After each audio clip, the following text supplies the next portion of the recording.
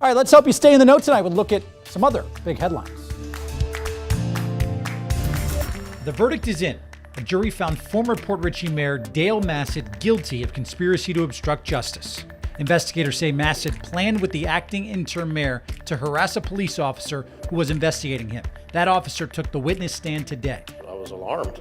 I thought they were going to be coming after me any way they could. The jury also found him guilty of using a jailhouse phone to facilitate the commission of a crime. First Lady Melania Trump's spokeswoman is the new White House press secretary and communications director. Stephanie Grisham replaces Sarah Sanders, who left a few weeks ago. Her first major assignment will be at the G20 summit later this month. Grisham is also staying on as the spokeswoman for the First Lady. The acting commissioner of Customs and Border Protection is resigning. John Sanders made the announcement in an email to his employees. His departure comes after an independent investigation found migrant children were being kept at border stations with deplorable conditions.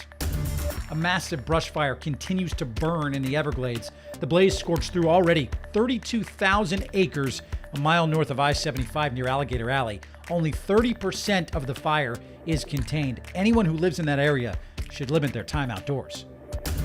Robocalls make many of us think twice before even answering the phone. Now the Federal Trade Commission announced a new crackdown on 3 robocall companies, hitting them with millions of dollars in fines.